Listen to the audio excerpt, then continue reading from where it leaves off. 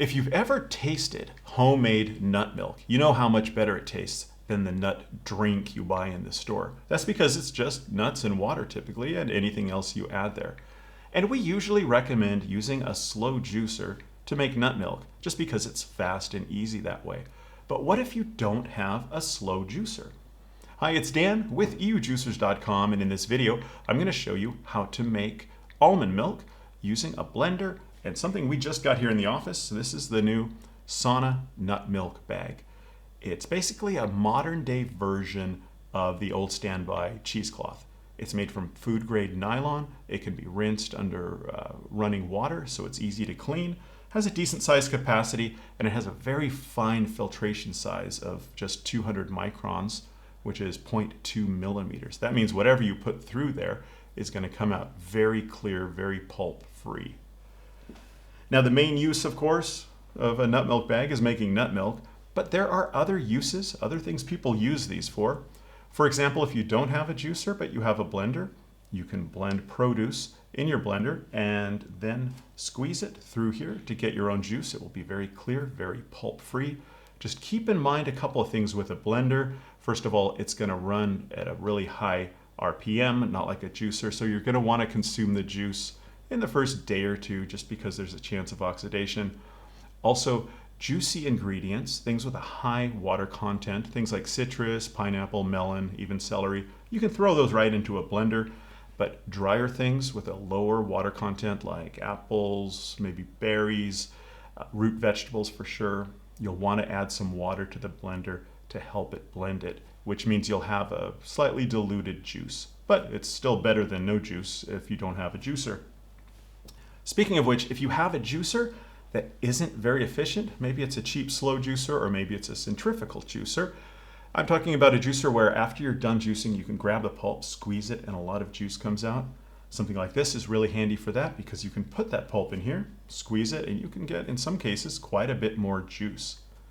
Other uses for something like this, filtration, of course, like bouillon. Say you make a vegetable soup and you need vegetable bouillon, you can run that through here, squeeze it, and you'll get a very clear bouillon for a recipe.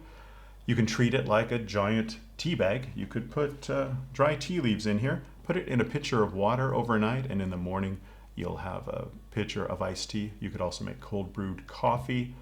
And one thing people also do, which kind of surprised me, is they use these as sprouting bags to make sprouts. You just put sprouting seeds into there in a bowl of water, put it in the fridge overnight, and then drain it. Over the next few days, you'll want to rinse it a few times, maybe 4 or 5 times a day. And by the end of the week, you'll have a bag full of fresh sprouts. But of course, the main function is making nut milk. Today, I'm going to show you how to make almond milk with it. Now, regardless of if you're using a juicer or a blender, the process of making nut milk, specifically almond milk today, is the same. You need to soak the almonds overnight. You could do it for 5 hours. We think the 8 hours is better. That's just going to let it absorb some of the liquid, make it much easier to process, make the resulting almond milk a lot smoother and tastier. And then you just rinse those almonds, grind them up, mix it with water, and strain it. It's really the same process either way. So what I'm going to do now is show you how to do it with a blender. I'll go get the blender. I'll be right back. So I've got my blender here ready to go. To make almond milk with a blender and a nut milk bag, you need, let's say, 5 things. Almonds, water, your blender, nut milk bag, and a bowl where I'll squeeze everything into.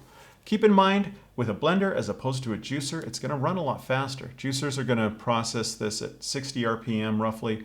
Blenders 10,000 plus RPM.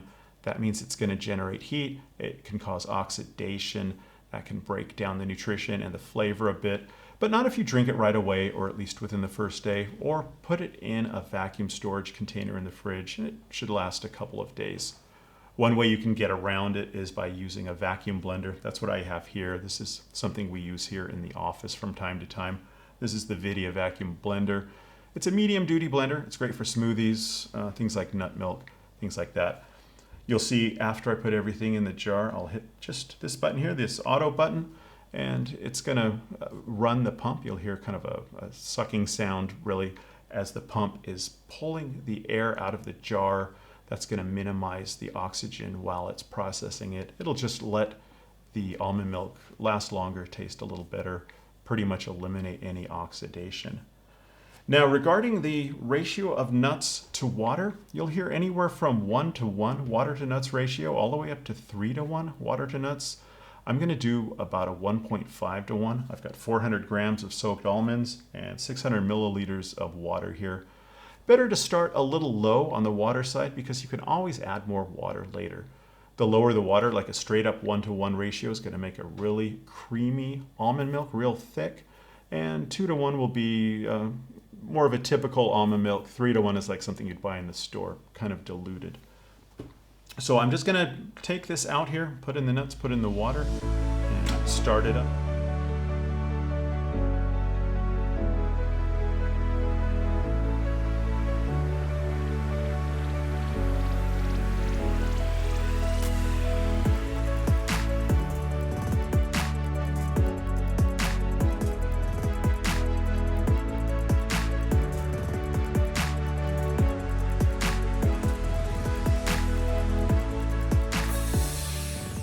So it's done. I've released the valve so all the air rushed back in. I just need to pop this off. This could be a messy process. You can see here there's just the almond and water mixture. Like I said, if you do it too long, it can get too fine, might get a little gummy. We'll see. And I'm not going to pour all this in at once. I'm going to do it in a couple of batches because you want to have some space in here. You want to have some room to be able to kind of knead the nut milk. And I apologize if I spill. This could be a messy process. As you can see, it's pretty thick. I could definitely add more water. I'll start it with that. Pull the drawstring shut. Already the almonds dripping out. So I'll just start squeezing, working from all the sides. I like to wrap the top over a bit just to seal it more. But you'll see it's pouring on its own, and then you just gently squeeze it, knead it from all the sides, and make sure you have very clean hands. I just washed my hands a few times.